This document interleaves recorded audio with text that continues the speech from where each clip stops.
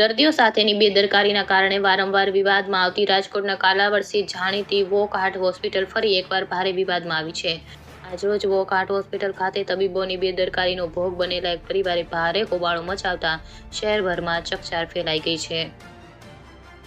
આ અંગેની મળતી વિગત મુજબ કિરણબેન નામની 26 વર્ષીય એક દર્દીનું વોક હાર્ટ હોસ્પિટલ ખાતે ગત તારીખ 27/7/2023ના રોજ ઓપરેશન કરવામાં આવ્યું હતું, પરંતુ આ ઓપરેશન સફળ થયું ન હતું અને હાલમાં વોક હાર્ટ હોસ્પિટલના તબીબોની બેદરકારીના કારણે કિરણબેન નામની દર્દીની જિંદગી ખરાબ થઈ ગઈ છે અને આ દર્દીને હોસ્પિટલના કારણે સરકારી નોકરી ગુમાવવાનો વારો આવ્યો છે। આ અંગેની વધુ મળતી વિગત અનુસાર કિરણબેન અને તેના પરિવારજનો વોક હાર્ટ હોસ્પિટલ ખાતે દોડી આવ્યા હતા અને દર્દીની ગાદીનું ઓપરેશન કર્યા બાદ રિપોર્ટ કરાવતા ખબર પડી કે ઓપરેશન થયું જ નથી તેવો આક્ષેપ કિરણબેનના પરિવારજનોએ કર્યો હતો। દર્દીના પરિવારજનોએ એવું પણ જણાવ્યું હતું કે વોક હાર્ટ હોસ્પિટલ ખાતે સારવાર બાદ કિરણબેનને ચાલવામાં અને બેસવામાં ભારે તકલીફ થઈ ગઈ હતી। આ ઉપરાંત કિરણબેનના પરિવારજનોએ એવું પણ જણાવ્યું હતું કે પરિવારની યુવા દીકરીની તબીબોની ભૂલના કારણે જિંદગી ખરાબ થઈ ગઈ છે અને સરકારી નોકરી ગુમાવવાનો વારો પણ આવ્યો છે।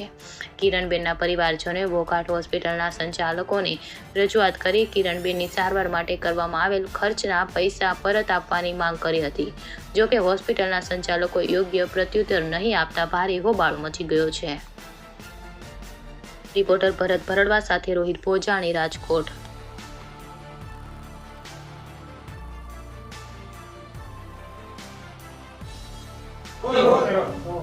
એમાં શું હોય કે કોઈ પણ ગાદીનું ઓપરેશન કરો એટલે ગાદીની અંદર જેટલું જેલી જેવું પ્રવાહી બહાર એવું હોય એટલું જ આપણે કાઢી શકીએ, અંદરની જેલી જેવા પ્રવાહી હોય બહાર ના કાઢી શકીએ। એવું 5થી 10% લોકોને ફરી પાછી ગાદી બહાર આવતી હોય એવું બની શકે, કારણ કે ઓપરેશન કર્યા પછી એનો પગનો દુખાવો સદંતર બંધ થઈ ગયો છે, પણ જે કમરનો દુખાવો જેને સ્પોન્ડિલો આર્થરાઇટિસ છે, જેની 3 વર્ષથી દવા ચાલતી હતી, આર્થરાઇટિસનો દુખાવો બંધ થાય નહીં, કારણ કે રોગ આખો અલગ અલગ છે। પગનો દુખાવો યોગ્ય છે પણ કમરના દુખાવાને લીધે બેન પીડાય છે, એટલે મેં ઘણીવાર કીધું હતું કે કોઈ વાના ડૉક્ટરને સારાને બતાવો, પણ એની ટ્રીટમેન્ટ ઓલરેડી ચાલુ જ છે। અમદાવાદથી જે ભરતભાઈ દવેએ કીધેલું હતું ત્યારે એને દવા જ લખી દીધી હતી, એને એવું નથી કીધું કે કોઈ ઓપરેશન નથી કરેલું કે ઓપરેશન ફેલ ગયું એવું, કારણ કે આખા દુનિયામાં 5% પેશન્ટોને ફરી પાછું ગાદીનું ઓપરેશન જરૂર પડે તો કરી શકવું પડતું હોય, અને ગમે ત્યારે તમે MRI કરાવો એ ગાદીનો ઘસારો આજીવન સુધી ગાદીનો ઘસારો દેખાય છે।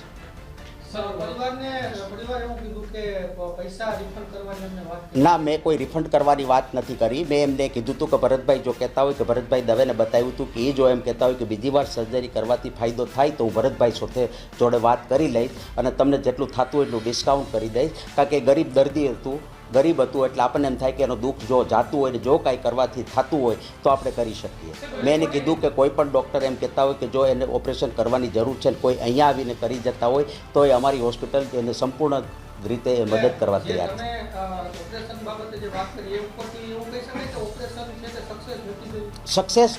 સક્સેસની વાત ન હોય, આમાં રિકરન્સ થવાના ચાન્સીસ 5થી 10% લોકોને હોય કોઈ પણ ગાદીને। હા, ગાદી નીકળી ગઈ, તેનો પગનો દુખાવો રહ્યો તો એને ગમે ત્યારે MRI કરાવો, કારણ કે ગાદીનો ઘસારો એકવાર થઈ જાય એ પેલી નોર્મલ ગાદી જેવું તો ન જ આવે, એટલે MRIમાં દેખાય।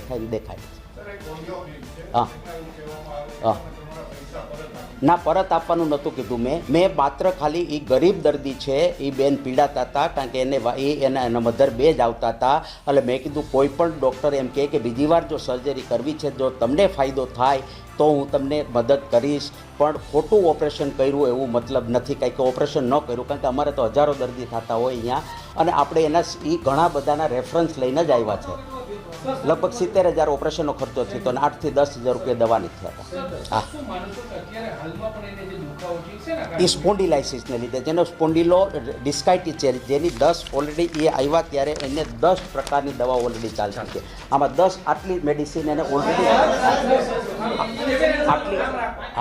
આટલી મેડિસિન એને છેલ્લા 4 વર્ષથી આટલી મેડિસિન ચાલે છે, જેમાં સ્ટીરોઇડ પણ છે, આર્થરાઇટિસની દવા પણ છે, એ છેલ્લા 4 થી 10 વર્ષથી એને ચાલે છે। મેં કીધું એ દવા બંધ નહીં થાય અને તમારું માત્ર ઓપરેશનથી પગનો દુખાવો જશે, જે કમરનો દુખાવો નહીં થાય। પણ એનો અસહ્ય દુખાવો તો બેન ઊભા જ નહોતા રહી શકતા, એટલું તીવ્ર હતું ને એવડી મોટી ગાદી હતી કે જે તમે ન કરો તો પગ ખોટો પડી જાય, એટલે એને ઓપરેશન તો કરવું જરૂરી હતું। પણ એમનું કહેવાનું એવું છે કે ઓપરેશન પછી એની હાલત વધુ ના, ઓપરેશન પછી એની હાલત નથી. એને જે પ્રોબ્લેમ છે એનો જે આર્થરાઇટિસ છે એનો પ્રોબ્લેમ છે, કારણ કે ઓલરેડી એની દવા ઓલરેડી ચાલતી હતી. છેલ્લા 3 વર્ષથી આ આર્થરાઇટિસની દવા ચાલે છે. છેલ્લા 4 વર્ષથી એને 10 જાતની મેડિસિન ચાલે છે.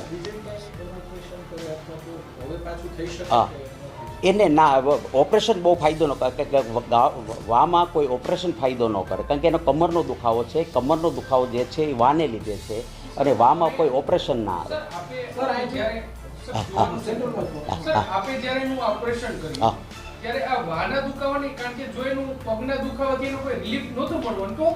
ના, એને વાત 3 વર્ષથી આ તો હા, અને પગનો દુખાવો 2 જ મહિના થયા હતો. પગનો દુખાવો એને 2 જ મહિના થયા હતો.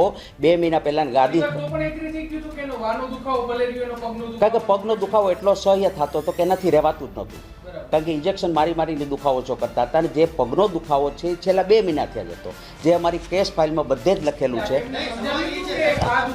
હા હા હા, મેં કીધેલું છે, કારણ કે ઓલરેડી અમારી પાસે ફાઇલ હતી, એની કીધું હતું કે 3 વર્ષથી અમારે વાની દવા ચાલે છે. ઓલરેડી એ બધી 3 વર્ષથી આ ચાલે છે. એની થાઇરોઇડની દવા 10 વર્ષથી આ ચાલે છે. એની લિપિડની દવા ચાલે છે. એને 29 વર્ષે હાઇપરટેન્શન હતું, એની પણ 10 વર્ષથી આ દવા ચાલે છે. એ બધું જ અમે સમજાવ્યું હતું.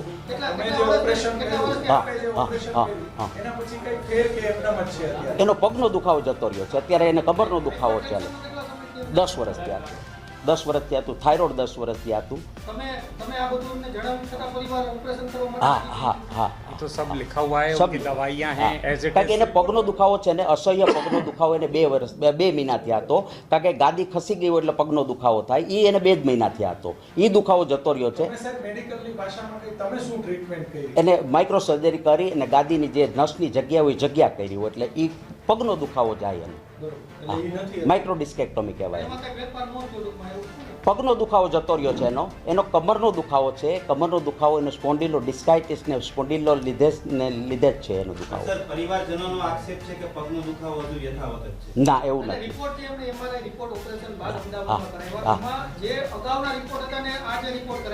ના, એમાં જ ગાદી નીકળી ગયેલી છે. પણ જે ચેન્જીસ આવે ને, ગાદીનો જે દબા, કોઈ પણ માણસની ગાદી તમે દો ને, એટલે એને ગમે એકવાર ગાદી ખસી જાય એટલે પછી તમે એને ફ્યુચરમાં ગમે તેટલા MRI કરાવો, એ દેખાવો, એ ડાઘ દેખાય જ.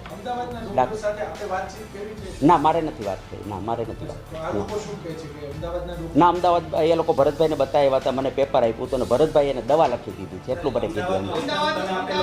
ના, મેં એમને કીધું ગમે તે, મેં એને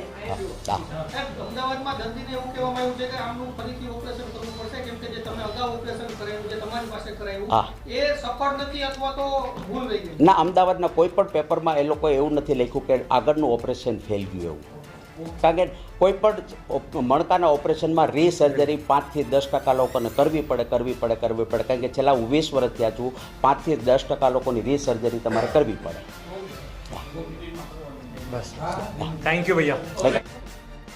મારું નામ ગંભીર શાંતિબેન છે. અમે ઉપલેટાથી આવ્યા અને મારા સિસ્ટરનું અહીંયા આપણે ઓપરેશન કરાવેલા હતા. કમરની ગાદીનું 6 મહિના પહેલાં અમે ઓપરેશન કરાવેલું હતું. કાંત જોગાણી ન્યુરોસર્જન છે ત્યારે. તો અમને 1 મહિના પહેલાં અમે MRI કરાવેલું. ત્યારે એવું બતાવેલું કે MRIમાં આપણે સૌરાષ્ટ્રની બેસ્ટમાં બેસ્ટ સવ્ય હોસ્પિટલ છે અમદાવાદ, ત્યાં અમે કરાવેલું. એને બતાવેલ ત્યારે ડૉક્ટરે એવું કીધું કે તમને રિવિઝન ઓપરેશન આવશે. અને રાજકોટમાં 3 ડૉક્ટરને બતાવેલ. અમે જામનગર 1.5 મહિનો તો અમે જામનગર રહ્યા ત્યારે બેને 350 ઇન્જેક્શન ખાધા. અને અત્યારે રોજ 1 મહિનાથી કન્ટિન્યુ ઉપલેટામાં અમે સારવાર જ લઈ છીએ. તો રોજના 2 ઇન્જેક્શન, એટલે અત્યાર સુધીમાં 500 ઇન્જેક્શન તો એ થયા. તો એ કોને ભૂલને કારણે ભવિષ્યમાં એને કોઈ બીજી તકલીફ થાય તો એ કોની જવાબદારી? આ ડૉક્ટરની બેદરકારી તો જો. એવડી હોસ્પિટલ નામાંકિત જે વોકાર્ડ હોસ્પિટલ કહેવાય, એનું કોઈ આવડી બેદરકારી સામે આવે તો એ ડૉક્ટર એવું કહે છે કે તમને સ્નાયુનો દુખાવો છે. તો બીજા ડૉક્ટર કે એ બધા ખોટાના ડૉક્ટર એવું કહે કે MRIનો રિપોર્ટ ન જોવાનો હોય. તો કેને MRI ઉપર તો આખું ડૉક્ટર હાલતા હોય. આ કોની ભૂલ છે? અમારી માંગણી એ જ છે કે બેનને અત્યારે સરકારી નોકરી આવે એમ હતી, અને એક નોકરી તો ઓલરેડી તાલુકા પંચાયતમાં કરતા હતા. તો એના ભવિષ્યનું શું? આખી જિંદગી તો બરબાદ જ થઈ ગઈ ને. બેનને અત્યારે રિવિઝન ઓપરેશન કરાવો એટલે તમે કમરનો તો આખો આધાર હોય, જે કરોડરજ્જુ હોય એનો તો હવે 4 તો સ્ક્રૂ આવે અને 1 પ્રેશર આવે, તો એને તો આખી જિંદગી પૂરી થઈ ગઈ. અમારે પૂરેપૂરું વળતર જોઈએ અને આ ડૉક્ટરને કડકમાં કડક સજા થવી જોઈએ. અમારી સરકાર પાસે એક જ માંગણી છે. 7/7/23 રોજ કરાવેલો. ત્યારે અમને 15 દિવસ જ રાહત થઈ. ત્યારબાદ અમે ફોનમાં 3 થી 4 વખત ફોન કરેલો તો એ ડોક્ટર એવું કહે છે કે થોડાક દિવસ રહેશે, પ્રોબ્લેમ રહેશે. તો એ પાછા એવું કીધું કે અમે બીજી વખત બતાવવા એવા તો કે તમને દુખાવો થાય ત્યાર સુધી દવા લ્યો. તો દુખાવો દવા નહોતી લેવી એટલે તો અમે ઓપરેશન કરાવેલું.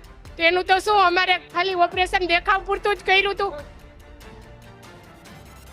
પછી અમે સ્તવ્યમાં ભરત દવેને બતાવ્યું. અહીંયા પિયુષ સોરઠિયા છે ને સૌરાષ્ટ્ર સ્પાઇન કેર, અને અહીંયા એટલેન્ટિક હોસ્પિટલ રાજકોટ છે એને બતાવેલું.